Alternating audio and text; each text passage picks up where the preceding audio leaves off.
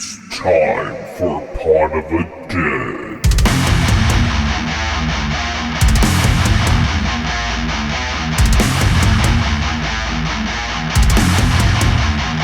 Join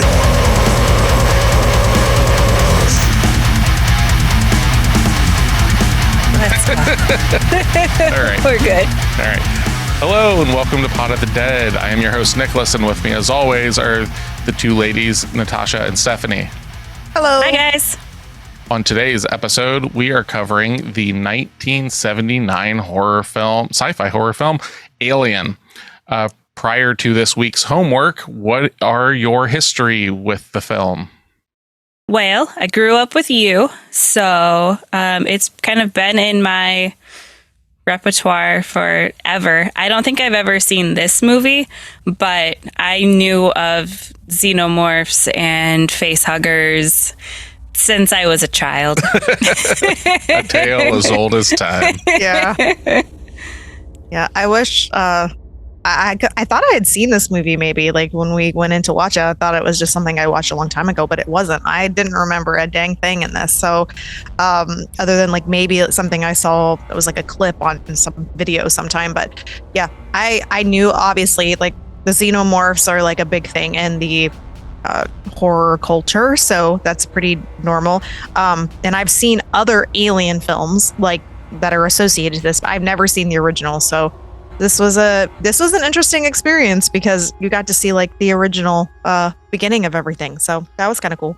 Yeah, this the one that you girls probably had seen more of was Aliens, the sequel, which is and I really like that. Which is the more action-based one and stuff. That thing got shown on like TBS and stuff like all the time growing up. Like that shit was on TV a lot growing up. But no, this is the OG. This is the 1979 Alien.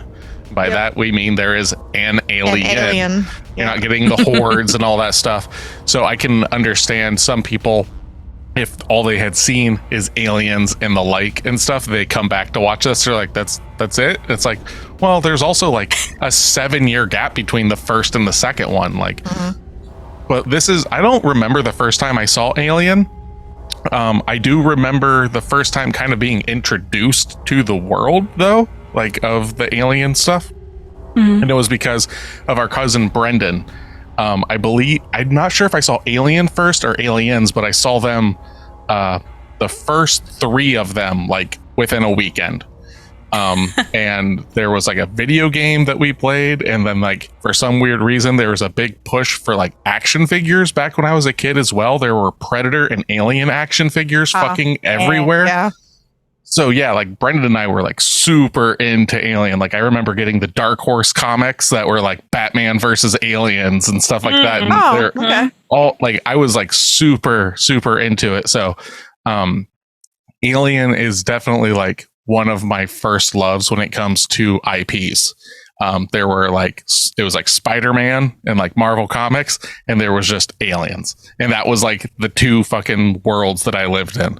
So to get to cover this for the podcast was obviously my choice. Yes, that's true. But before we start getting into everything, Tasha, do you want to tell us exactly what Alien is? Well, yes, I do. Alien is a 1979 science fiction horror film directed by Ridley Scott and written by Dan O'Bannon, based on a story by O'Bannon and Ronald Shusett? It's something like that.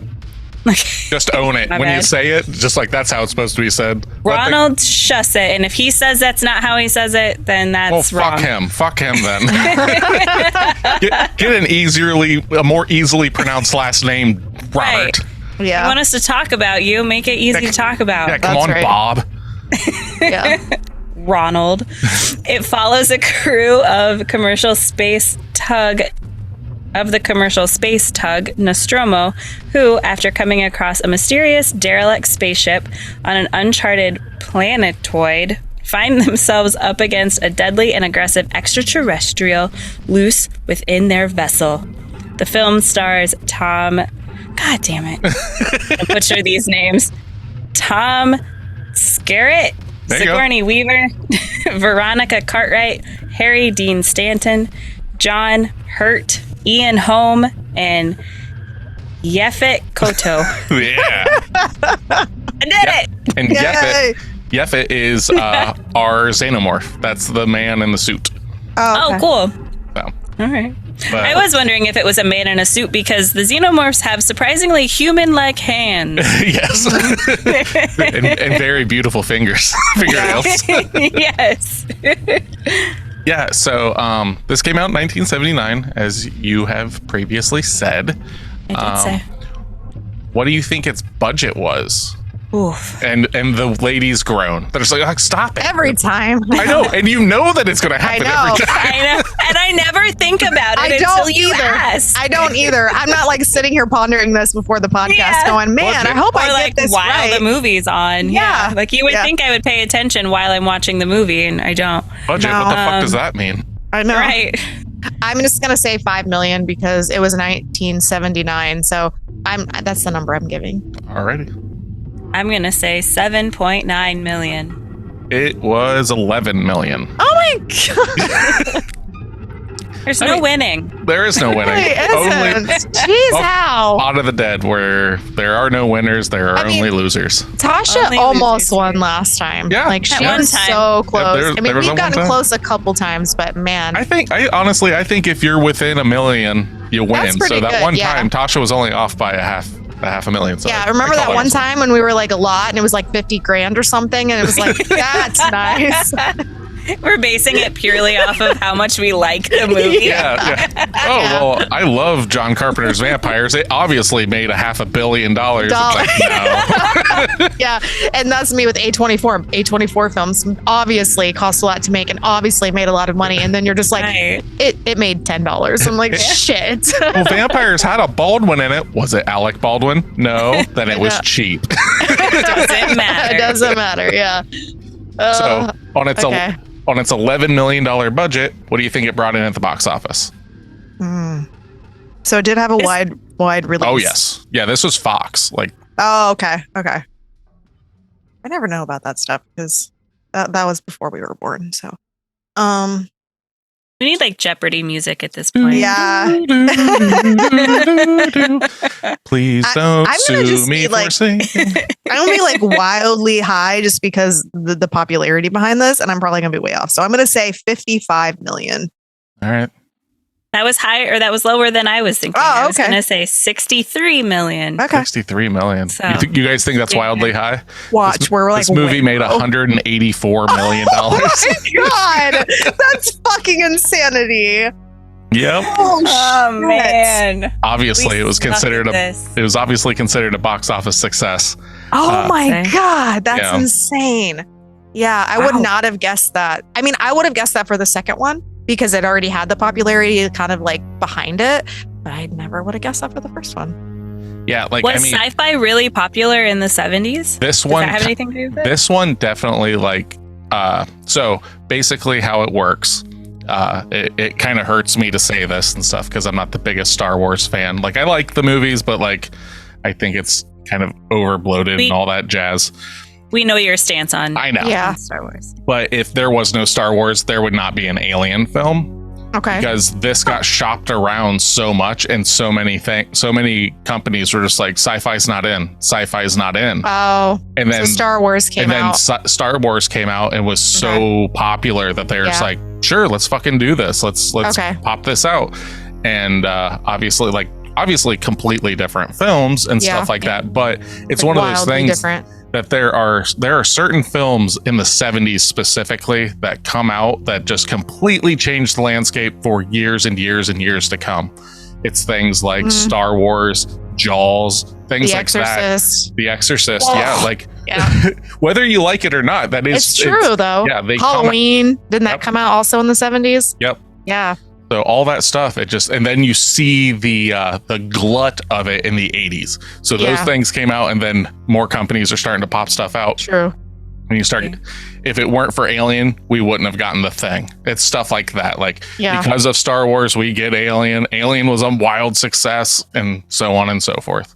I'm surprised it took them that long to make a second one then if the first one was so popular.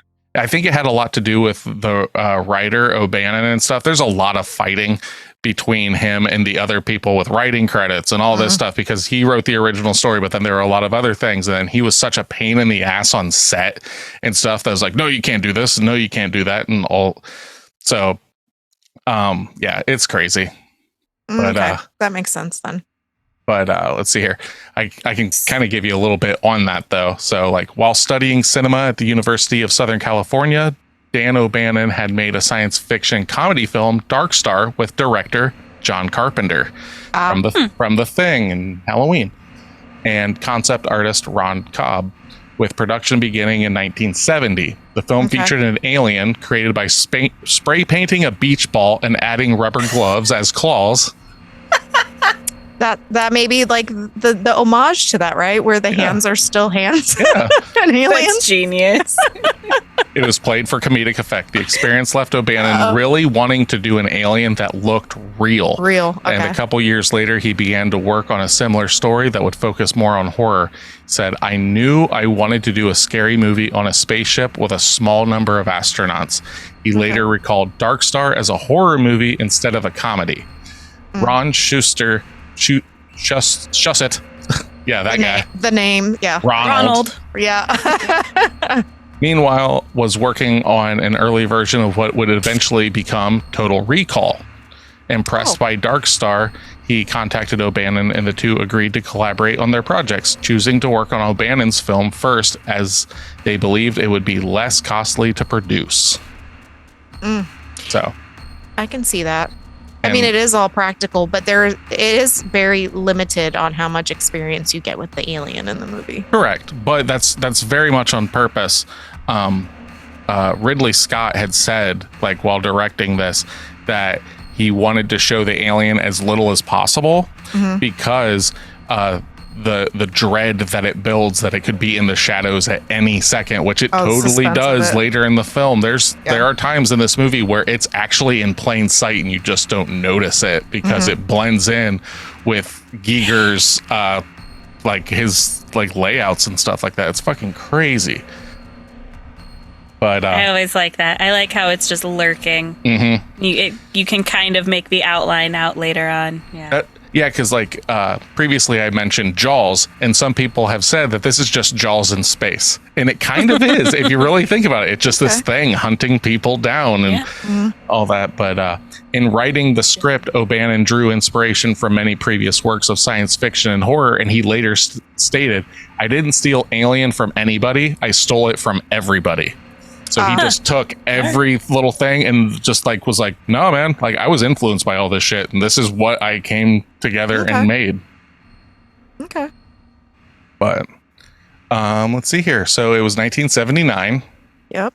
The horror films that came out this year was obviously you have Alien. This is like a crazy year. This is an absolutely nuts year. Well, the original Halloween came out that year too, right? It came out that was 78. Yep. I always get those two flip flop. Alien was 79. Halloween was 78. Okay. But you get Alien. You get the Amityville Horror. Is it the original? Yep. The original one. Okay. You get the original Dawn of the Dead.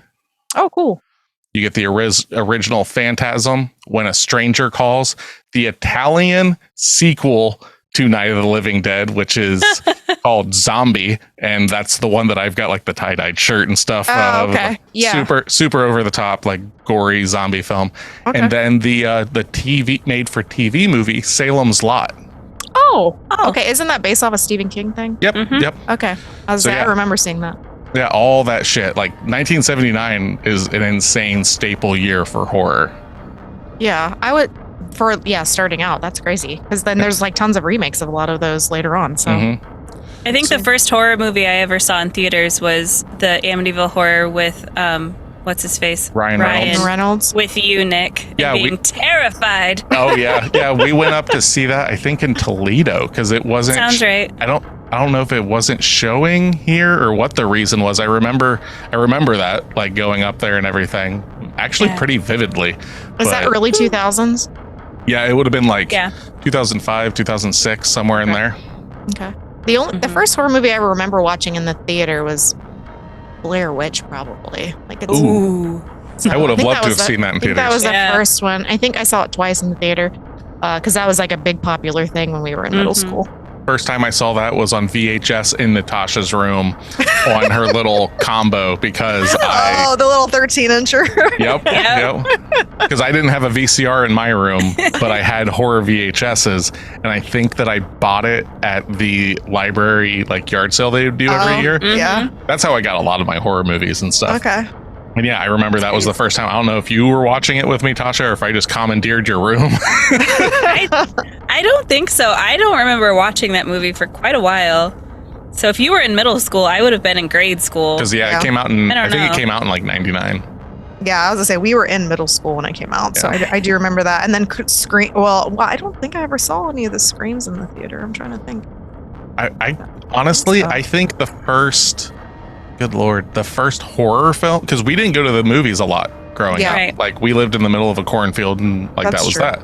Yeah. I think the first horror film I saw in theaters was the Texas Chainsaw Massacre remake when I was in high school. Oh, okay. I think that was it. And I think that was like 03 maybe. Okay. Everything else was just going to the Tri-County video and just renting whatever Yeah. the craziest cover was. And Yeah, Going with I it. lived at the theater as a kid, but I'm an only child, and I lived in a town that actually had a theater that was like, my dad's like, go to the Be mall, nice. go to the movie theater. I don't want to deal with you. So it was fine. I went and Oh, yeah. spent a lot of time in the theater. I remember watching Free Willy in the theater. And, I think I saw that in the theater too with Grandma Headley. and Titanic and a bunch of other good stuff. So Oh God, Titanic just kill me now. I love In the that movie. theater? Ugh. Yeah, all it was those, all those amazing. ladies, Long. all those ladies crying over Leonardo DiCaprio. There was room on the door, damn it.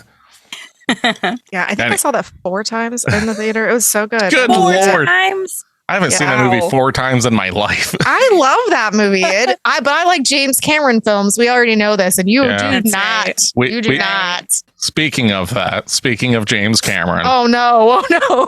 Segue. Yeah, perfect segue. Oh yay! The Alien franchise has possibly one of the greatest lineages of directors. Okay. For its first 3 films, you have Ridley Scott. So Mm-hmm. Ridley Scott is also known for doing Blade Runner, Gladiator. He just did the new okay. Napoleon movie. He did, Oh, yeah, like all sorts of crazy Okay. shit there. The second film is by your boy James Cameron. okay. I thought so. Okay. So he did Aliens, True Lies, Avatar, Terminator 2. Titanic. Shut up. The list goes on. Yes. And then it's funny because it's like your favorite director is number 2. And then the third one is one of my favorite directors. David Fincher did the third one. Oh, Responsible for 7, Gone Girl, The Social Network, Zodiac, Fight Club. So like it's insane that these 3 movies, the first 3 came out. Like we're not going to really talk about the 4th one or anything. It's just a whole side thing. And then all the prequel stuff, Prometheus, Alien Covenant, all that stuff, that's Ridley Scott as well. Okay. So it's got who a did the Predator one? I don't fucking know. This Alien isn't a versus Predator. Alien I don't versus fucking Predator. That doesn't count. I Yes, don't it watch. does. That's no. actually a fun movie. No, because I do. Go ahead. I did have a question about that. How those ended up like becoming All right. like a team almost, or you know, like they Yeah, battle yeah. each other How all the they time. get- How does Yeah. that happen? Yeah, It how do they happens get because of the second Predator movie, which stars Danny Glover. Yes. Okay. Woo! Yeah. It takes place like in Los Angeles, I think, and he's just a cop and there's a predator running around. We'll get Okay. back to Alien, people. Just Okay, a sorry. little sidebar. They're all connected Yeah. somehow. So But let's- in that movie, at the very end of it, because it's a predator, it's hunting, and it's got this wall of skulls, there's a Xenomorph skull there. Oh, From there, then you started getting a lot of comic books and stuff, a lot of that kind of stuff. And people had been chomping at the bit forever. Like, we need a movie. We need a movie. We need a movie. They Okay. put it out. I hate those movies for the same reason I hate the American like Godzilla films and stuff like that. It's like, we're just going to focus on people. And I'm like, no, no more monsters fighting monsters. right. yeah. No one cares about people. Yeah. Mhm. Here, let me give some expositional dialogue. I hope something kills you right now. The As monster long as comes it's- down and chomps you. Yes. Then it's good. I'm Yes. like, yay, but it never works that way. It's like, I no, know. they're just going to be around for a few more scenes. I'm just like, They fucking are. kill them. I know. I'm here for face chomps, damn it. I know. Yep. But So Okay. domestic box office for 1979. Oh yeah. To kind of give you a picture of what was going on in theaters and stuff. Some of these films you may be familiar with, some you may not. There's there's the Bill Murray movie Meatballs. I don't think I've seen that. Moonraker, which I believe is a 007 film. No idea. The Jerk with Steve Martin. Oh, okay. A movie just called 10. I don't fucking know what that is. I don't either. Maybe it's a placeholder. Apocalypse Now came out that year. I never saw that, but I've heard of it. Alien was the 5th highest grossing film for this year. That's cool. Cool. Star Trek the Motion Picture. Oh boy. Okay. Rocky 2. Okay. The Amityville Horror is our 2nd spot. Wow. Oh damn, that did really well. Okay. Only beat out, and I understand this. Only beat out by about 10, not even $10 million. Let's see here. Let me do the math. 7 million. Only beat out by $7 million. Superman. The first Superman film came out. So Amityville Horror. Wow. Almost the number one. Really film. well. Wow. That's so crazy. And even then, like when you're looking at like number 9 through 1, because there's a big drop off to 10. Number 9 through 1 is only like a $20 million discrepancy between the two. Like, okay. So they're really close. A lot of like films that were like really tightly close. So okay. But I wonder how common it is for a horror movie to be in the top 3. It's I really need to do some research. Yeah, it's got to be like a very transcendent film. Like The Exorcist, I guarantee would probably be one of those things, because it like the same with the Amityville Horror. It's based on that whole thing of like, this is based on a true story, like that kind of shit. And like the cast of that and everything, like, and same with like Alien. Nobody had ever seen, like, the fucking set design in this film is absurd. Like, even if you look back at like, you know, Star Wars and stuff like that, it's very like future centric and everything, but it has a very Buck Rogers feel to it, where it's just like over the top futuristic, where like Alien feels real. Like it feels, what are you eyeing about? I mean, a lot of it did, but that room with all the lights. That's exactly what I was thinking. Yeah. Mother? Have you seen computers in the 70s?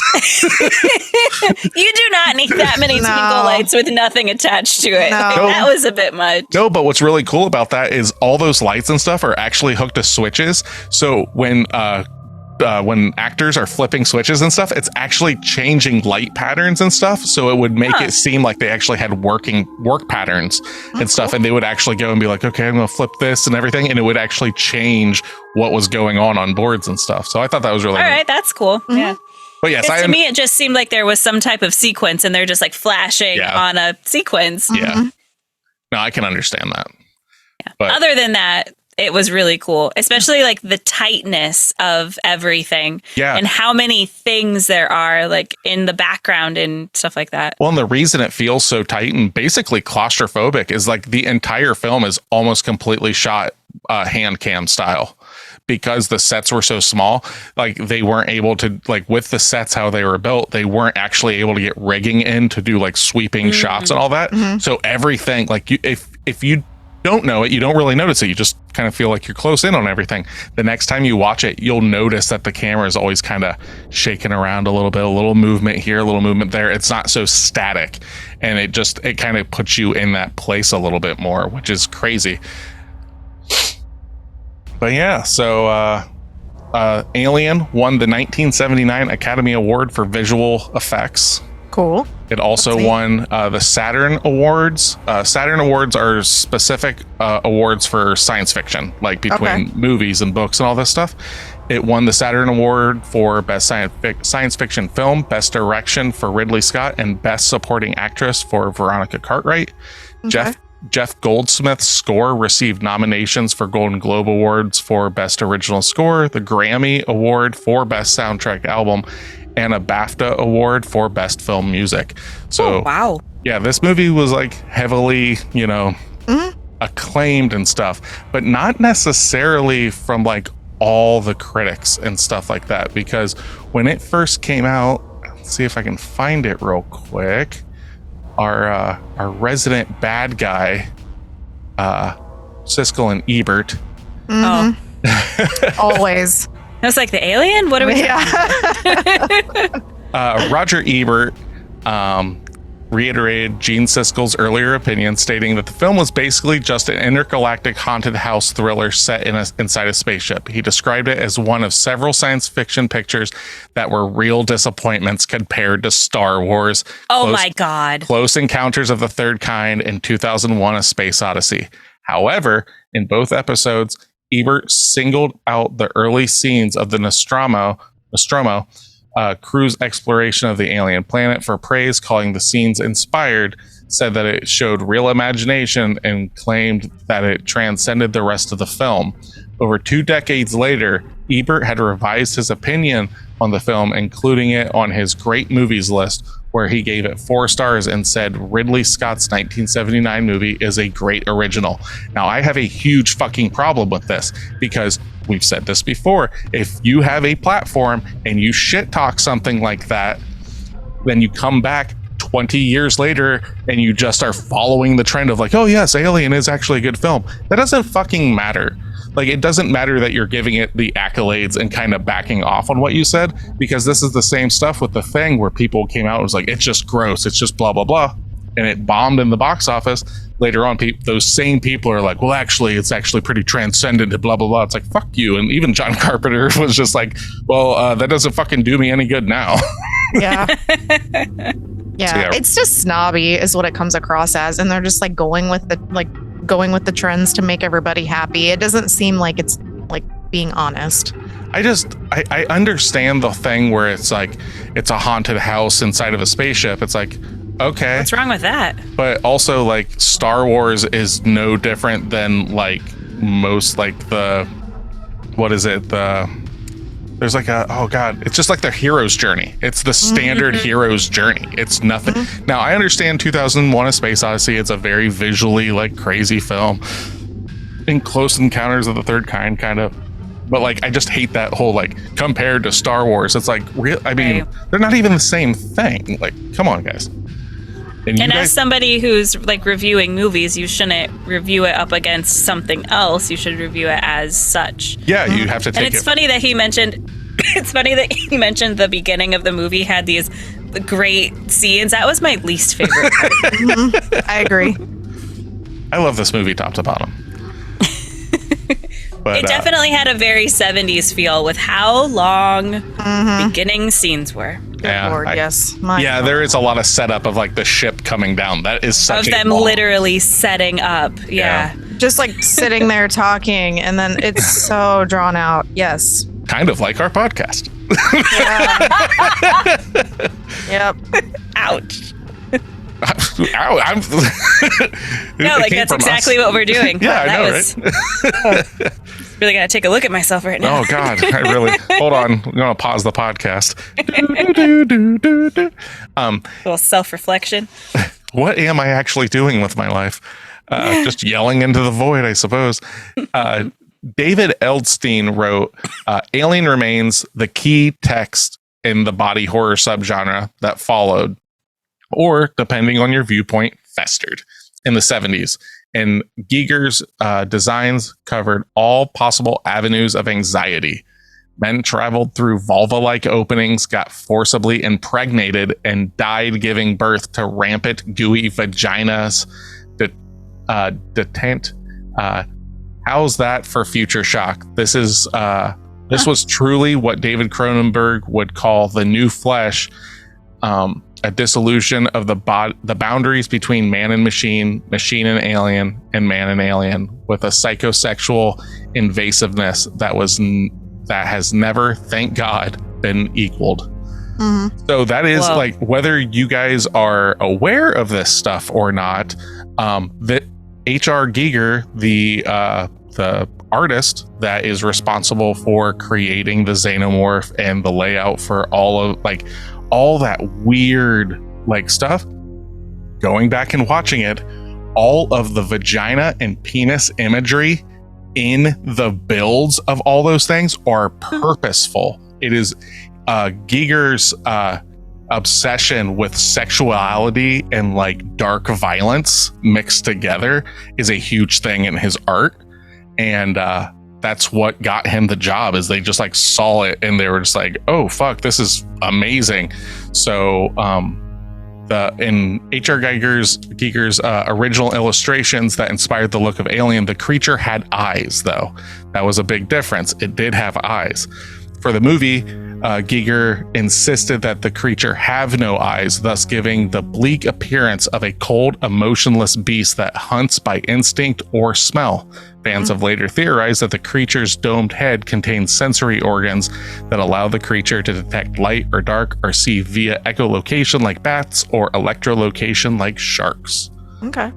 So, I'm glad he doesn't have eyes. Me too. Yeah. What's really interesting though is that like the shiny dome that goes back over it.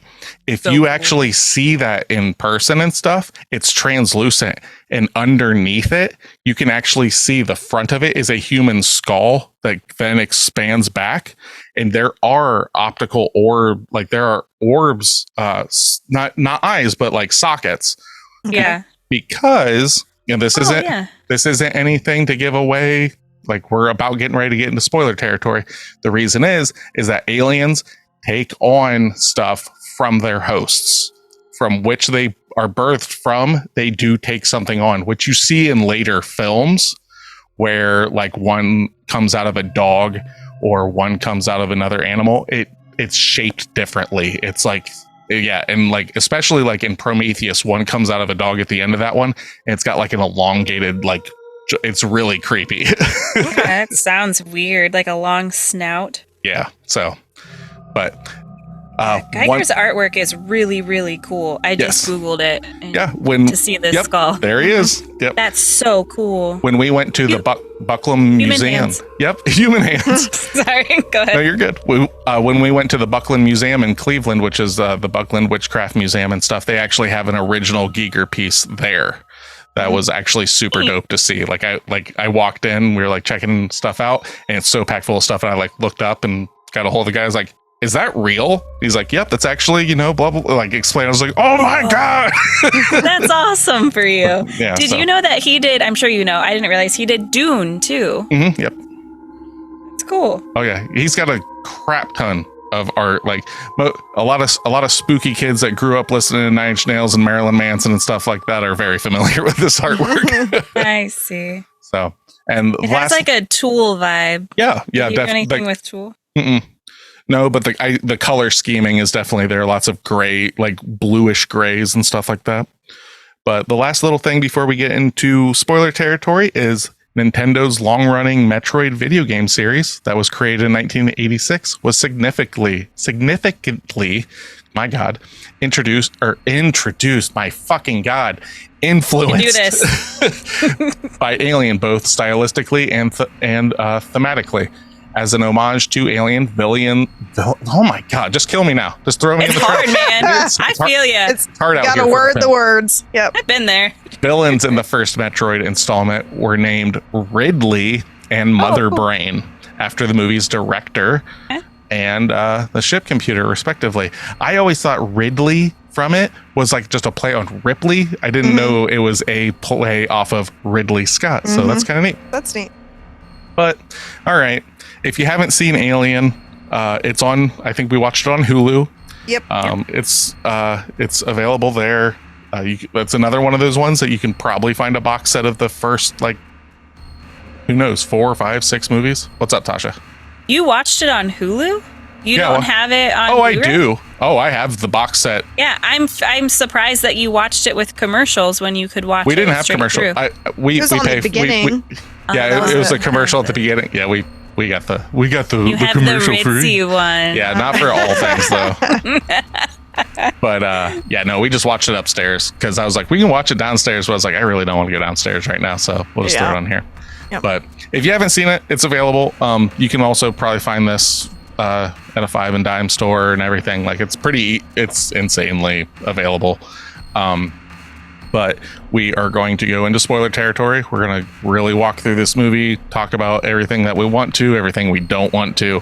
And at the end of the episode, we are going to give out homework for the next episode, which I believe will be the last one for the month of April. So if you haven't watched Alien, come back the last 15 or so minutes. That's usually where we give out homework and talk about some things that we want to champion that maybe we came across and stuff like that. So if you don't want to have the movie spoiled, leave, fast forward to the end. If you've already seen it or you don't give a shit, stick around, because we're going to burst out the chest of this fucking film and talk about 1979's Alien. So if you want to be a part of our club, you can find us at facebook.com/podofthedead or else on Instagram at pod_of_the_dead or on TikTok at podofthedead. If you want to email us any questions, any complaints, or movie recommendations, you can email us at podofthedead666@gmail.com.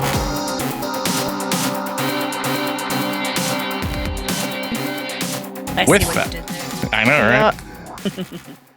It's almost like this is our 30 some odd episode. I know. I'm getting it, guys. Yay! It's only taken like 9 months.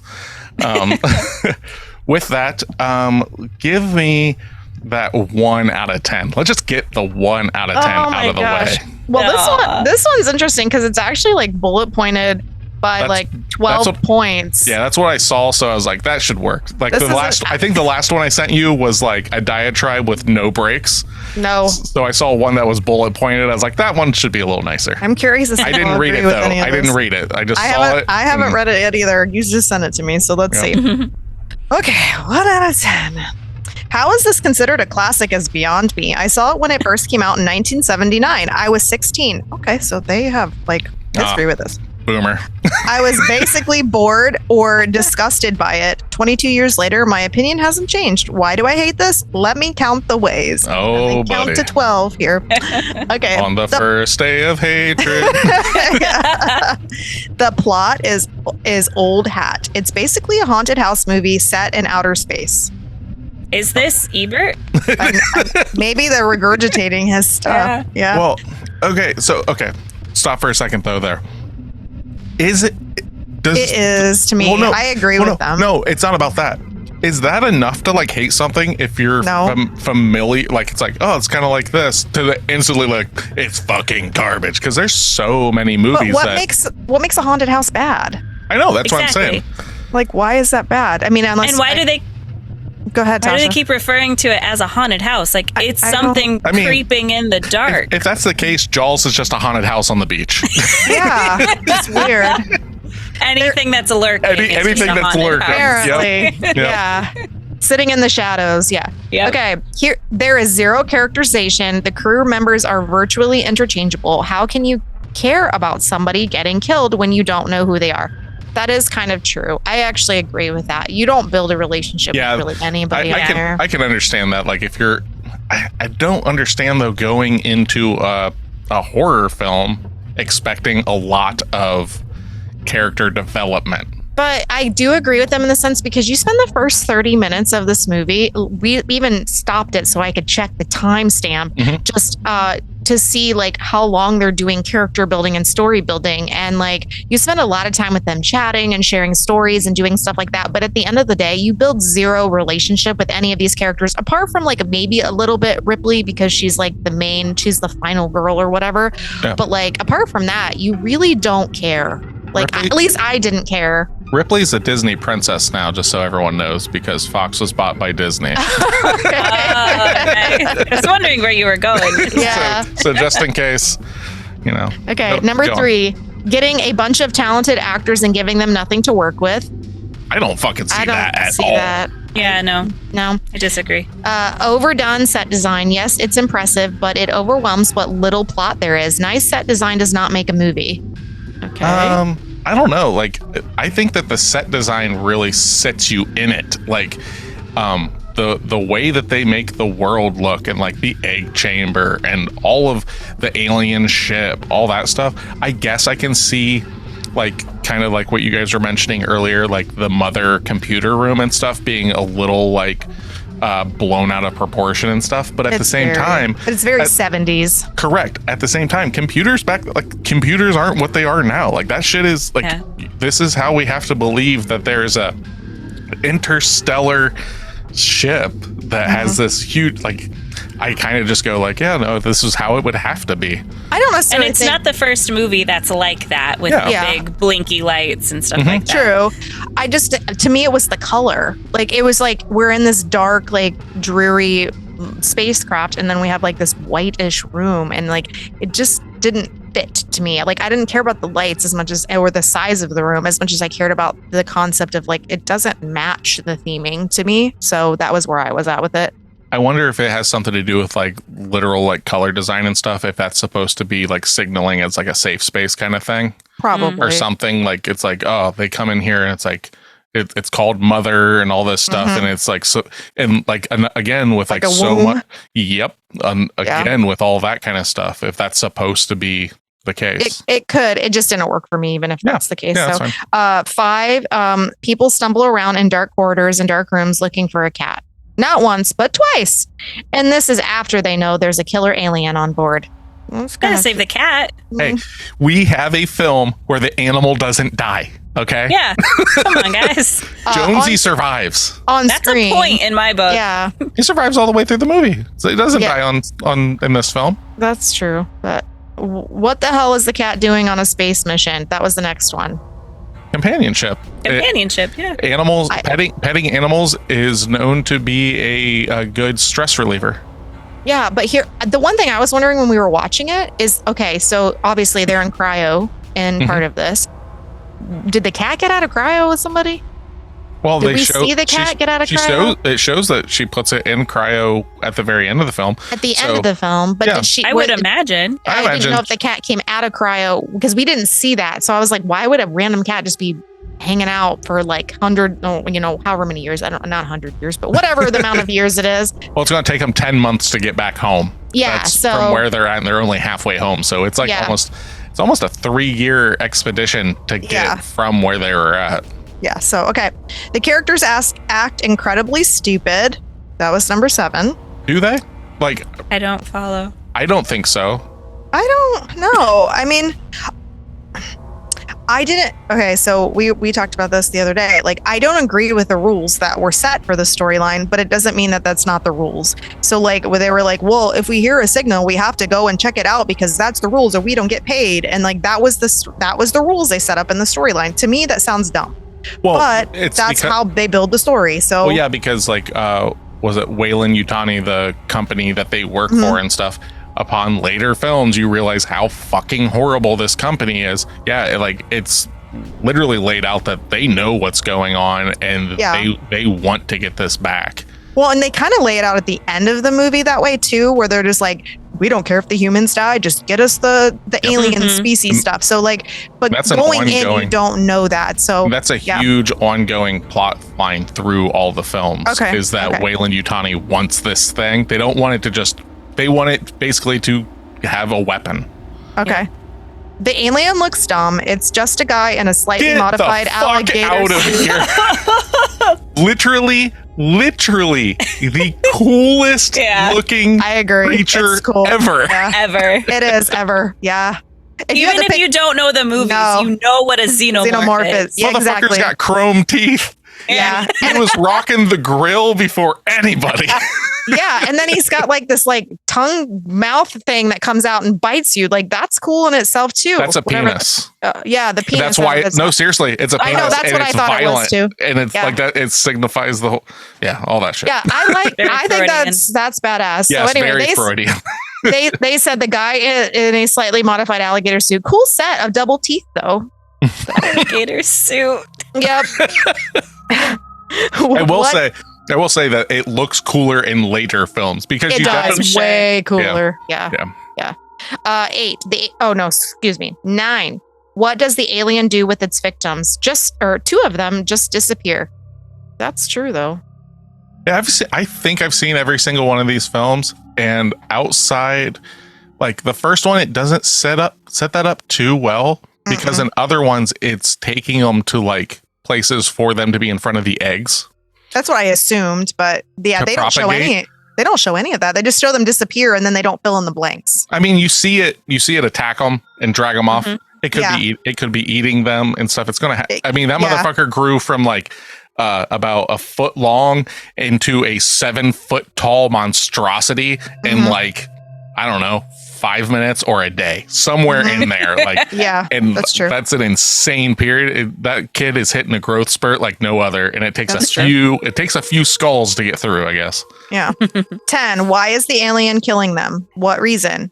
We're never given one. Oh, wait, because it's in the script. That's why. Why does any alien attack anybody? Well, That's I the whole honestly, point. predatory. It's trying to, the facehugger impregnates, it comes out, now it needs to feed.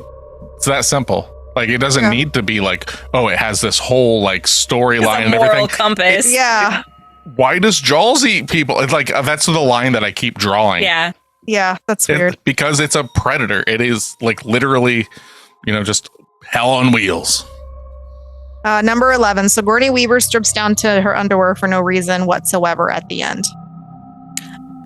I mean, she stripped down to get into the cryo thing, but I do have a comment on her teeny tiny underwear. Those were unnecessary. Yeah, that was weird. They just looked awkward. Yeah, it was like toddler undies. Yeah, it was the 70s, and she's not no shame being thrown out or anything. This is not body shaming. She's not a very like shapely woman, so like there's not going to be anything that's just going to be like whoop. It's the 70s, and she's kind of a pencil, Like, that's true. Yeah, but they did look weird. They like sagged a little bit, and they were just like very unsexy, I guess. Stop body shaming her. She's not there for eye candy. She is the hero, goddammit. But it was like they tried to. It was like they tried, like, okay, now we got to show some skin. Well, she was already. They showed her ass crack. Yeah. Well, I don't know if that's okay.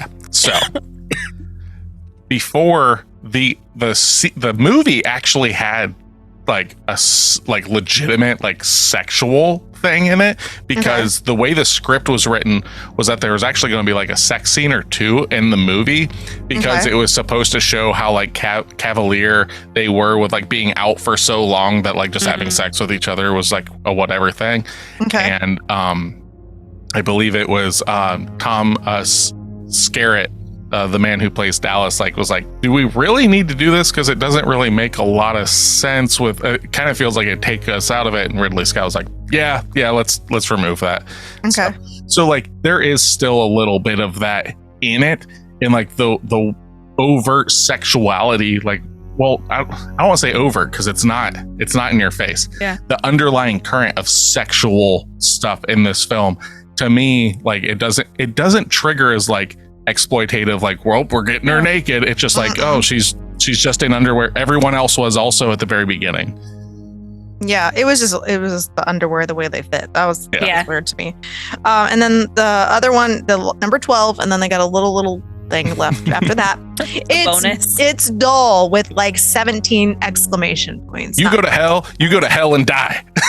I'm not gonna lie, like, oh, this sounds terrible. I kind of agree. I kind of agree with them. I know, I was very upset with you. I know.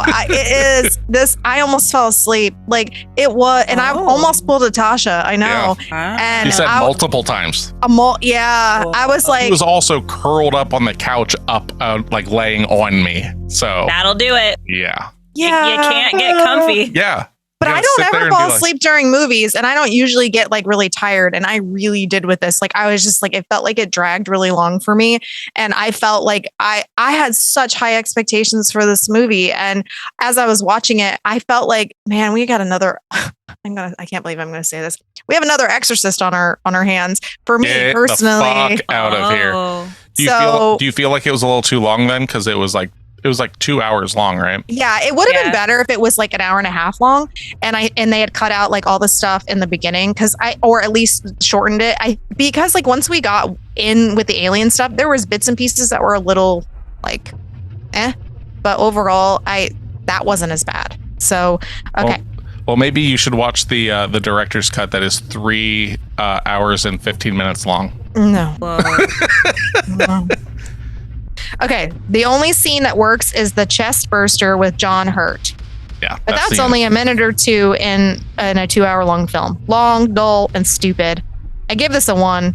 I wish I could go lower. It deserves a 0. Avoid it at all costs. That's so fucked up. I can't imagine seeing this film, whether you like it or not, seeing this film and thinking it's a 1. Like, this set, like being like, oh, the set design's so over the top and blah blah blah blah. It's like I would love to hear what they say about movies nowadays. Like just look at those are way over the top. Jesus Christ. I like that part. Like I like when there's a lot of rich scenery to look at, and like I get bored when it's just a room with blinking lights, like in comparison to some of the stuff you can see. So yeah. Okay. What do you got? What do you got, Tasha? Oh, I have one more comment on yours. I'll take the extensive set design with a lack of character development, because we're not getting a lot of character development, but we're understanding the world and why they're there, which I think is more important, because at the end of the day, they all die. Yeah. So that part doesn't matter. Well, but not everybody, but yeah. But most of them. Yeah. But like understanding why they're there, what's happening, I think is more important than the like minutia of the people. I think it does an amazing job of visual storytelling, where it's not having to explain stuff. You're just plopped in it, and you know they're giving you some exposition and stuff, like scientific jargon of like, oh, the atmosphere is like this and like that and everything. But like so much of it not just the alien itself, but the planet, the ship feels alien. This does not feel real. This feels like a fucking nightmare. Like when you're on that ship and like there's just all this weird, like it looks like bone like in the walls and stuff, and it was actually designed that way. So like Giger designed and worked on all aspects of the film, which he designed to appear organic and biomechanical in contrast to the industrial look of the Nostromo and its human elements. For that, he used dried bones with plaster to sculpt much of the scenery and elements. And then he also used like some like exhaust tubing from like Mercedes and stuff like that. Like that's just kind of what you got. Like so that's really cool. All right, shall I give you the 10 out of 10? Yeah, let's hear about my brethren. Speak to me. Not only is Alien one of the greatest sci-fi films created, it undoubtedly encapsulates all of the best elements of the horror genre too. Round of applause. Round of applause. That's all that we need to hear. Yes. Oh, all right. Well, I'm done. No, I'm just kidding. All right. The plot is perfect, simple enough that missed dialogue doesn't throw the audience out of the loop, yet complex enough to demonstrate the depth behind the context. I agree with that. And I think that goes to what you were saying, Nick, about visual storytelling versus needing like a diatribe of what's happening. Twists are utilized at the perfect moments to ensure that intrigue remains at a high, while tension is at a constant. Characters superb, with no real stereotypes of tokenism added into for no effect. Visually, the 1979 release is still far more aesthetic than films released 40 years later. The sets are superb, costuming is great, the lighting to capture the right atmosphere is perfect. Brief glimpses of the Xenomorph establish the fearsome foe without putting everything on show and lessening its impact. I really like that part. I agree with that. And is the perfect example of why costuming and puppetry done right will always look good and better than CGI. God damn right. Yeah. An excellent cast with Weaver's breakout role supported by the likes of Hurt and Holm. Dialogue is delivered realistically and always at the right intensity, and is never out of step with the perfect directorial pacing. A phenomenal start to a clear franchise material, which no matter how wayward later editions go, will always be a classic. Somehow Alien's sequel matches this performance too. Yeah. Like Alien and Aliens are like two sides of the same coin. One is this is how I always put it. One is a horror film with some action. The other one is an action film with some horror. And it's just a matter of what you want. Yeah, I never realized Alien was considered a horror movie. Yeah. Yeah, if all you've seen is aliens with space marines, like, game over, man, game over. Like, I love Aliens too. Like, by no means, like, am I shitting on that. Like, I fucking love that movie. It may be the superior film, like, as a film. But this movie, and knowing my history, like, or not my history, my my taste and stuff. It's got the vibes. It's just like the like all that kind of set design and stuff. It's like I can just like live in this. This is so nice. All these bones and what's this over here? Yeah. Oh, a little face hugger. Why don't you come here and snuggle with me a little bit, baby? Which the face hugger, when they're doing the autopsy on it and stuff, that's like sheep kidneys and actual intestine, stuff like that, to actually give it that real look. And they were going to paint it green, like was the initial idea. But when they brought it up and it was like that weird, just fleshy color, Ridley was just like, no, that's very unsettling. Let's leave it as that. Okay. Like, agreed. It's so gross at times.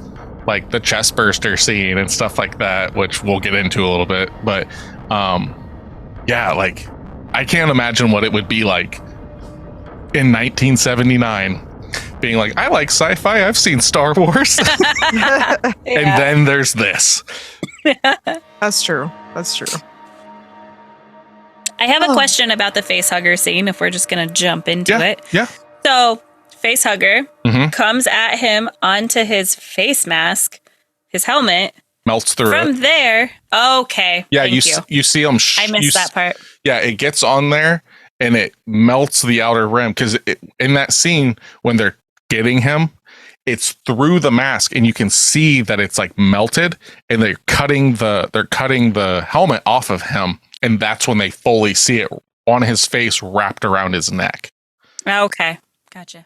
So yeah, because like when they're trying to cut its digits off and stuff and the acid bleeds through, like that's basically what it's kind of like, like certain bugs, like they'll land, like a mosquito, it'll land on you and it'll give you a little like numbing agent as it gets you, so you don't notice. It's kind of the same thing. It's like, no, I'm going to get through here. So it almost like secretes a little bit of its acid to work its way in towards its host. And then, it jams. It basically has like an elongated like mouth that it jams down into you, and it pumps you with oxygen and shoves an egg, like an embryo, into you. And then once it's set and ready to go, it falls off and it's dead, technically. Like there are ones that later films and stuff that scurry around afterwards and whatnot. But like in this one, like it's done. It just, it's kind of done. They poke at it and it's just kind of, because it's done its job. Like that's the whole point of it. Is in later films it shows like the alien queen lays the eggs. The eggs are then taken by worker aliens that set it in front. It's very ant-like. Set the egg in front of hosts. It pops out, impregnates, and it pops out taking on some of the genetic makeup of its host. So. There's the cycle. All right, cool. I was curious about the reproductive nature of the xenomorphs. Yes, there you go. Not a problem. And you actually get to see a lot more of that in like some of the more recent films like Prometheus, Alien Covenant, which both those are directed by Ridley Scott. So he like definitely leans more into that. But cool. So like, watch all of them except for the fourth one. Don't watch the fourth one. The fourth one's really fucking weird and it's gross and not in a good way. It's like there's like a alien human hybrid that's like a Caucasian alien with like kind of a humanoid face, and Sigourney Weaver's a clone in it. Just the whole thing. It's fucking bad. Winona Ryder's in it. So strange. All right. Do you recommend watching them in order that they were made, or watching the prequels before? Okay. No, I would watch, like, realistically what I would do is I would watch the first three. Like the third one, a lot of people shit on it when it first came out and stuff. There's still a lot of good stuff to be gathered from it. It's like, that's the one by Fincher. It was also his first movie, and there's a lot of studio interference. He almost stopped, like, was almost like done with doing films after that. He's like, fuck Hollywood, I'm out. So don't expect it to be Alien and Aliens. Alien 3, though, is definitely the darkest one. It takes place like on a prison planet and all that stuff. But then from that, just go watch Prometheus, and Alien Covenant's not that bad either. Like, I'm actually thinking about maybe throwing that on sometime soon, because I was like, I saw that in theaters and I just haven't rewatched it. So, but yeah, I suggest all those. I can't honestly voice the Alien versus Predator stuff, because I know there's two of them. I think I watched the first one, was angry. Like I said, I have my own problems with that kind of stuff. But yeah. Okay. What are your thoughts on the standalone Predator movies? I like the first one. The second one's all right. The newest one, Prey, is fucking cool as hell. Yeah, if you get a chance to watch that. Have you seen that, Tasha? I haven't. I know of it. It takes place in America during like the fur trading. So like the French and Indians and stuff, and it's like a Cherokee tribe and stuff like that. I believe it's Cherokee. And it's women empowerment and all kinds of stuff. Yeah, Steph's all about it because fuck yeah, ladies. That's right. Always. Fuck yeah. Yeah, that's true. But yeah, so the chestburster scene, right? So we've got John Hurt, who later went on to play like a doctor in Doctor Who for like an episode kind of thing. He's actually been around in a lot of stuff. The scene, how that was done was the crew knew that the chestburster scene was going to be happening. Okay. They did not know that the blood was going to spray like it did. So their actual reaction to it, that was the first take. There's some debate, first or second take, but a lot of people are saying it was the first take because when that blood like spurts up on Cartwright's face and stuff, and she's like fucking freaking out, like getting back, that's a real reaction because they were just like, oh, this thing's going to pop out. You know, and they see like a little bit of the blood like on the shirt and everything. And it's like, oh, that's probably about it. And then that fucking shit sprays across the room when it pops out. Yeah, they traumatize some people. That's awesome. And a lot of people, when that scene happens, a lot of people left the theaters on initial viewings and stuff. People just were like, not about this. Yeah. Okay. Because you have to think, like, I mean, yeah, The Exorcist had come out and stuff. And like the most graphic thing in that movie at that time is like the masturbation scene. But even then, it's not as visceral as what you're seeing, this thing crawling out of someone. Yeah, you're seeing the motion and you're seeing blood, but you're not seeing something crawl out of someone's chest. Like, I mean, and obviously Texas Chainsaw Massacre, stuff like that predates it.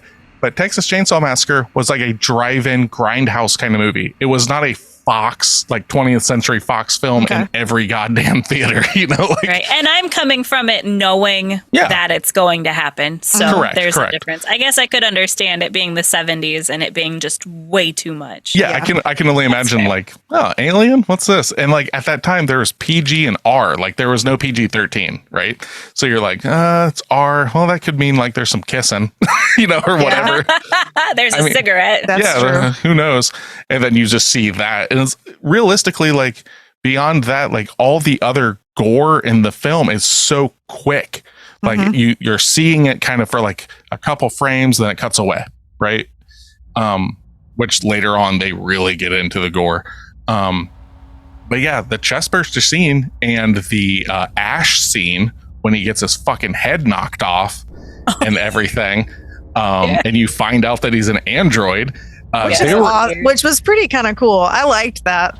They were originally going to do it instead of that milky white stuff. They were originally going to do it with like blood and stuff. And when they brought it all up, the company was just like, that'll get an X rating and no one will fucking want this. It is way too graphic. So they're like, well, what do we do? And they like, well, what if it's this like milky kind of stuff? And they're like, yeah, that should be fine. So like, yeah, they were. Yeah, because it's not blood. It's not blood. Like, it's so weird, like how people like censors and stuff look at that. It's like, it's the same thing with the Evil Dead and stuff. They're like, that amount of blood, no, we can't do that. And it's like, but what if it's green and black? They're like, that's fine. Whatever. And going back to like the everything being a penis and a vagina, now all I can think of is he's just covered in cum. Yeah, I was thinking the same thing, Tasha. It's okay. I'm with you there. I mean, this is just a couple. This is just a couple tentacles away from being some shit that you read, Steph. You're not wrong. That's true. I mean, I've been reading some tame stuff lately, so yeah. But that's true. That's true. Yeah. And also with that scene before the chest burster, you have this false sense of security too, because you're like, oh, the alien died. Okay, now what's gonna happen? You don't see it coming. Yeah, that's true. Like the film is like that whole first half of the film is just a gestation period. It's literally like, here it is, and now he's pregnant, and now it's bursting out of his chest, and you're like, what? I don't remember this like when I was a kid. I've just seen it so many times. I don't know what I could not imagine what went through little Nick Brown's head seeing that. Just being like, what the Actually, the thing that fucked me up the most when I was a kid, I do remember this, was the Ash scene. Because like when he's fucking like they knock his head off and he's fucking flailing around and everything, that is far more disturbing in my book than the chestburster scene. Because for me, the chestburster comes out and I'm just like, that's fucking cool looking. Steph is literally going, oh, he's so cute. He is. He was. Aww. He's adorable. He's just a little guy. He is. He was so cute. And he was just like, I'm hanging out here in this guy's chest. And I was like, oh my God. And then he just skitters away. Yeah. Yeah. Which they later make a joke of in Spaceballs, if anybody remembers that. Which the chestburster comes out and he's got the top hat and the stick. He's like, hello, my lady. Yes. Hello, my darling. The guy that it comes out of, still John Hurt. He reprises his role. And when that happens, he fucking falls down and he goes, not again. That's awesome. The guy who played what was he? The guy Ash, with Ian Holm. Yeah. So we're watching this and I'm like, I know this dude from somewhere. Like, I cannot picture him. And Nick's like, yeah, he plays in Lord of the Rings. And I'm like, oh, he does. He plays Bilbo Baggins. And I was like, holy shit, he's come from like Alien all the way to playing a very big role in Lord of the Rings. Yep, old Bilbo Baggins in the original trilogy, not the Hobbit trilogy. Yeah. Okay. Freaking amazing. I was like, that I knew I recognized it, but he's so young, and obviously this 1979. So, and then Sigourney Weaver, everybody knows her. She's been in so much shit. So, but this was like her breakout, you know, like that's cool. What's really interesting is there were two people up for that role, and the other person had to bow out because she had previous engagements, and it was fucking Meryl Streep. Ew. Whoa. No, I can't imagine that. Oh, Yep. I like her. I just can't imagine her in this kind of horror movie. The only thing that I know her from really is like The Devil Wears Prada and Death Becomes Her. Death Becomes Her. That's it. That's all I fucking know her from. Everything else is like, oh, Meryl Streep. And I'm just like, yeah, no, I don't see her as Ripley at all. No. She's a badass, but those are two completely different. Yeah, because like Sigourney Weaver, I think of Alien, Ghostbusters, like all that kind of shit. Like Avatar. Get out of here. God damn it. I fucking forgot she was in that. Both She's also in Cabin in the Woods. Yeah. Which we'll be covering hopefully this year. I love that movie. Yeah, let's do it again. That movie's really good. It is. But okay. So yeah, for the scene in which Ash is revealed to be an android, a puppet was created for the character's torso and upper body, which was operated from underneath. During a preview screening of the film, the scene caused an usher to faint. Oh wow! In the following scene, Ash's head is placed on a table and reactivated. For portions of the scene, an animatronic head was made using a face cast of the actor. However, the latex of the head shrank while curing, and the result was not entirely convincing. For the bulk of the scene, Holm knelt under the table with his head coming through. The whole milk, caviar, pasta, fiber optics, and catheters were combined to make it look like the android's innards. And that's the shit that I love about like this. It's like, just throw pasta and milk at it. Let's just do whatever and make it look disgusting. I just had a flashback of Trick or Treat where you, Nick, were under a box as a head on a table. Yes. You were essentially Ash. It's what's called Halloween when you're poor. I was a bag of leaves one year and I was a head on a table. Oh, okay. Which is one of my favorite costumes of yours. It was literally a paper plate that was cut to fit my head, and then it was just a big box that a tablecloth went over, and that was it. I just walked around as That's awesome. I can't remember any of mine from my childhood, but I remember that box table. Head on a table.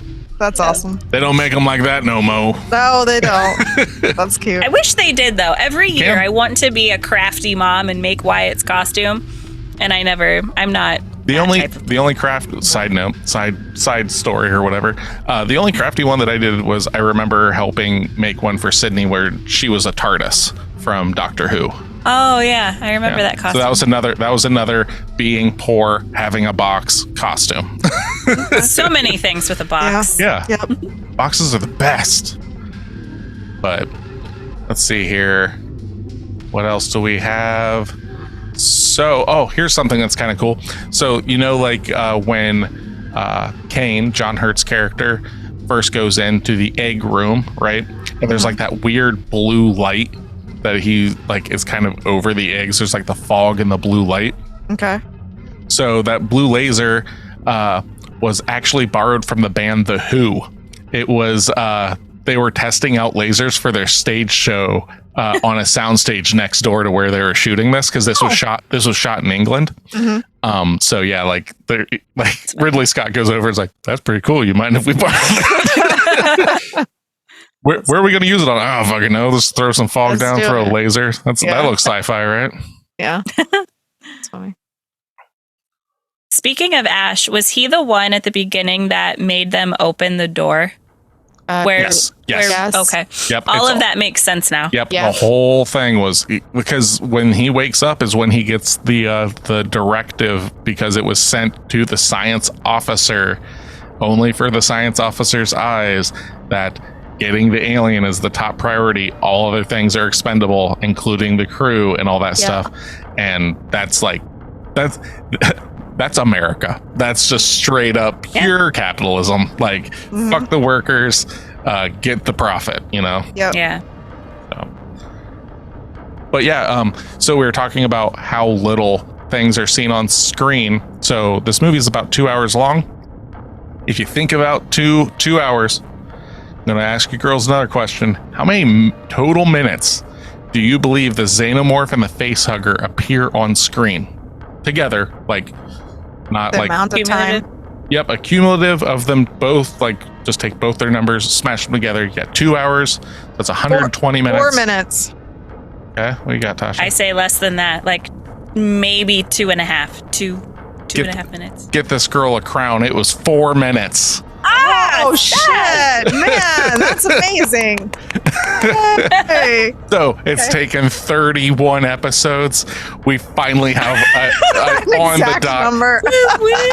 That means you get to pull a $100 bill out of my pocket, or whatever Bob Barker used to do. Yeah, that's funny. That's so weird. Oh, if you get the money right, I get to put my hand in the pocket of an old man. Sweet. Yeah. Great. Weird. Okay. But yeah, so you guys got any more questions, or do you want to get into review territory? Definitely need to get into review territory. Good with review territory. Yeah. Alrighty. So let's get into it. I'll make mine short and sweet because I've obviously said a lot about it. This movie is very important to me. If it were just a little bit shorter, it would definitely be sitting in extremely high company and stuff like that. I believe the sequel's probably a little better, just because the action of it is it keeps you engrossed a little bit more, and Bill Paxton in it and stuff. The characters are a little more funny and stuff like that. That being said, though, this movie is not meant to be that. This is supposed to be a dreadful film. It's something hunting people. It is Jaws. It is Halloween. It could be a slasher. It could be a haunted house. It's all of that stuff. It literally, when they're saying it is everything that is horror, it kind of is, because you can draw a line to a lot of that stuff. There's a lot of similarities to something like Halloween, where it's just this embodiment of evil killing people, or a ghost story where it's just this thing lurking in the shadows. It's all that stuff. And then you take Giger's art and you fucking paint the walls with it, and you just do all that shit. It's fucking great. I love this movie so much. And because of that, I really battled with myself. I'm giving Alien a 9 out of 10. Jeez, Al. All Okay. What do you got for us, Tasha? So I honestly liked it more than I thought I was going to. Knowing that it was the original from the 70s, I expected it to be slow. But I got excited because I know just enough about the world that I got super stoked when I saw the facehugger, when I saw the chest burster. I thought that those were different creatures. I didn't realize until this movie that it's just different stages of the Xenomorph. So that was cool. I learned something new from it. I wish Ripley had a bigger part. I felt like with as known as she is for being in the Alien movie, she had a rather small part. True. Does it grow in the second one? Oh yeah. Well, this is the only one that she's in that she's not top cast. And that's on purpose. You don't want to know who your final girl is. Right. Yeah. But that makes sense. Going back though to something that you talked about previously, like I think just like in life, isn't there a thing about final girls and tank tops? And tank tops, yes. Great job, Nick. You're right. I didn't even catch on to that. Usually, though, they're wearing a tank top. Is she wearing a tank top throughout the whole movie? No. Or is she in? Yeah. Usually, it's like you can pinpoint who that is because they're in a tank top from the beginning. But I this might be one of those things, though, that like kind of built that whole, thing. Like she's such a prolific horror. Yeah. Woman, and I think that's really cool. I really like Sigourney Weaver in most anything she does. Me too. She's just a cool person. Anyway, back to the movie. Yeah, I liked it a lot more than I thought I would. I would watch it again, and I want to rewatch Aliens because I know I haven't seen that probably since I was a kid, maybe middle school. I don't know. It's been a very long time. All told, I'm giving this a 6.5. I know it's not as high as you probably would think, but the beginning is very dry. I understand it needs to be, but at the same time, I don't need to see them cutting from taking a few steps and then cutting back to the guy in the swivel chair and stuff like that. But yeah, I think I'm going to give it a 6.5. I don't think there's another movie in the 70s that's going to have that high of a score for you. Probably not. That's true. Yeah. As far as 70s movies go, this one has the highest by far. There are only a few other 70s films that we'll probably touch on later and stuff. And we've actually talked about them in this episode, Halloween and Jaws. That's about it. Beyond that, like, I don't really foresee us unless listeners want us to do them. That's probably about it. And now that I have more of a like feel for 70s movies style, it's to be expected. Going into this, I knew there was like seeing that long scene was like, okay, I know we just have to get through this. Yep, this is the pacing that they do. And I think it has a lot to say about like our attention span, like never would a movie be made like that today where you have a 10-minute scene of them just eating breakfast because our attention spans aren't there. It needs to be like, all right, let's get this show going. So I think that's interesting, like an interesting parallel between like a shoot 'em up sci-fi movie now where you're just like, you hit the ground running and action doesn't stop versus back in the 70s where we didn't have like TikTok and scrolling and blah, blah, blah. So I thought that was kind of a cool parallel. Yeah, 7 years later, it's just high octane with aliens. It's just fucking just adrenaline and fucking testosterone. Even the women are just chock full of testosterone in that film. All right, Steph, what do you got? The only parts of this movie I genuinely liked, other than I did like the set, it was cool. And I liked the 4 minutes with the alien. Apart from that, I did not like this movie. I did not. I felt it was very dry. It was cool looking. I'm not gonna give it that, but I just can't. I had like Tasha said it. Going into a 70s movie, especially horror movies, they're gonna be slow as fuck. Like they just are, and I hate that. Like I legitimately hate it. But I went into this with really high expectations in the sense of like, it doesn't matter. I'm really going to like it anyway because I like the whole aliens universe, And I just didn't like it. I almost fell asleep twice. It was very boring. It was very slow. And it just wasn't for me. Before you gave your score, if we slapped an A24 sticker on this Whoa. Would it have a higher score? Because they tend to be slower too. That's true. The witch was painfully slow. Whoa. She's right. It was. I watched that movie multiple times and fell asleep every time. You are narcoleptic. What do you got, Steph? Yeah, I mean, I don't know what it is about the pacing of like The Witch and why that works for me fine, because there's a lot of A24 films that are slow that I actually can really get into. I don't know if it's just the visuals or like the atmosphere that I can just jive with. But for whatever reason, the 70s horror films are not for me. I think it's just the beat pacing. I think with stuff with like The Witch and things like that, it just gives you enough like every 5 to 10 minutes, where this one definitely does have like, it lingers. Where the ship is coming down. It's like a 10-15 minute scene. I know. I don't like that. For me, I go, that's a model. That's a real model. Like, I just keep going to that kind of stuff. But if you're not a fucking dumbass like me, like, I get You're it. not a dumbass. Like, it needs its time in the sun. Like, they've worked on it for so long. Well, and I can appreciate that, and I want to be like, well, I could rate movies better because of, I just can't. Like, that's just, it's about likability. That's my job. That's my job. I'm the one that goes like, historically, it needs to get these points plus my love for it or whatever. Correct. And like, I just don't like, I appreciate that how much it's brought into the industry and all of the art that it took and all of that, but it doesn't change my likability of it. And I didn't like the movie. I just didn't. The 4 minutes with the alien, amazing. The chest burster scene, all of that stuff, I loved. I loved the, his head getting hit off and stuff and realizing he's not actually a human. I liked those pieces. So basically the violence, I liked the violence. Okay. And then everything in between was like Snorefest for me. But it was realistically, it was the exact same thing when we watched The Exorcist.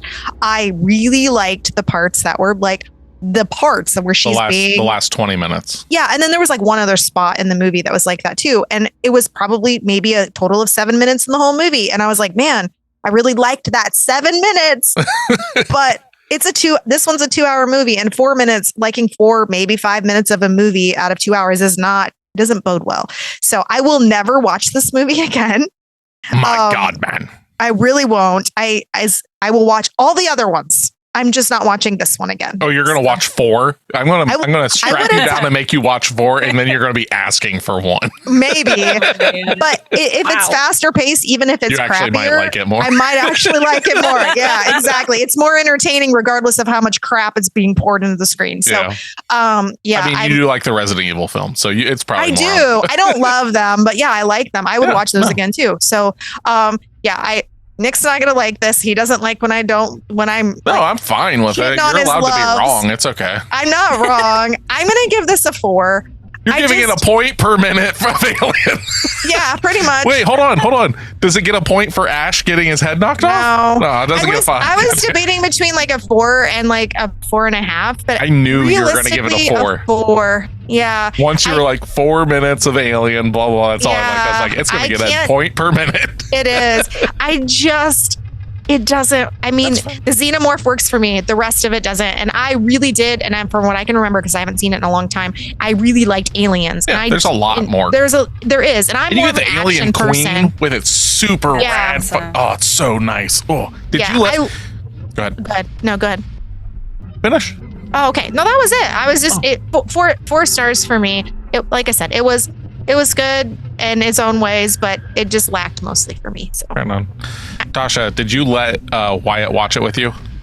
No. And watching it, he would have checked out in that first 15 minutes of the movie. Yeah, I gotcha. He wasn't here this weekend when I watched it. So, okay. Yeah. But yeah, I thought of him as it was happening and was like, he would have either fallen asleep or went and did something else. Yeah. He'd be more on board for the second one if you. Yeah. There's going to be more language. He's there for the monsters. It's correct. He's there. Have him watch the sequel. Yeah. So what's that give us score wise? It's a passing grade, not by much, but it's a 65. Oh, that's a passing grade. It's over 50. Yeah. You're more than likely going to like this film. No. I think you more than likely will. I think I understand that it's not your jam and stuff. It's not. But like I was saying, when it comes to 70s films and stuff, especially nowadays when we get so like films like this allowed, like, and this is not me saying like you got to respect the films from before, but films like this come out and then directors learn and it's just like this whole thing of like tightening up how to do beats and tightening up how to get timing going and all this stuff to get to the point where you can watch a film now that's just like, I didn't even feel like that was 10 hours. Like, like Oppenheimer, which is like this fucking like super long film and everything. And it ends and I'm just, because I'm not one, like if a film is over 2 hours, I'm like, it's got to fucking really do something for me. And so you'll more than likely like it. But we'll make this this ending bit a little short and sweet because I know we're kind of crunched for time today. And so let's go into our championing of stuff. Tasha, do you have anything you want to champion real quick? I do. So speaking of fast-paced movies, Drew and I went to go see Civil War. Ooh. Yeah. Have you heard of it? You know anything about it? I'm very familiar with it. Oh. I'm on the fence about it. It's very good. Okay. I really like it because you're following the journalists more than following the war that's happening. Okay. And it's so it could be happening tomorrow. That's my problem. So I liked that part of it. And you don't know. I don't want to say too much because if you're going to see it's a brand new movie, but there's obviously politics involved, but they never touch on politics. You never know what's the good side and what's the bad side. There's nothing like that in it. Exactly. And you don't know for a very long time. Through the whole thing, it shifts as to whose side you might be on. You never really know, but it's a very good movie. Cool. Okay. Yeah. So that's my champion for the week. Nice. I think Steph and I are actually going to champion the same exact thing this week. Yeah, I didn't have anything else, and this was a really good one, so you go ahead and start it. We binged over the weekend the entire Fallout series that came out on Amazon. I just started that. It's so fucking good. It is really good. It is. I'm a huge Fallout fan. I've played quite a few of them and everything. It's one of those games that I can just fall into, and it kind of like Alien and stuff. I just love the world and everything. Yeah. And tonally and everything, I think they fucking did a great job. You're gonna have your naysayers and stuff like that are gonna be like, well, it's not actually like, fuck you, don't care. 8 episodes, they're all about an hour long. Super dope. They do a really good job of covering different timelines and different characters, and it doesn't feel jumbled up or confusing, and it leaves it already got greenlit for a second season before the first season came out. Ow. It's great. If you have Amazon, if you pay the evil empire, or any other way that you want to see it, I'm not here to judge, highly suggest it. Yeah, it was good. I agree. I like shows that we were talking about this. It reminds me of a different version of the Twisted Metal show that came out on, was it Peacock or something? Yeah. Because that was based off a video game as well. And I really, really liked that. It was so good. And I would say this is just obviously a different world. And they actually give you way more depth in this than you get in the Twisted Metal show. But I liked it a lot. I like movies that have gore and grossness and it is super violent. And I was not expecting that.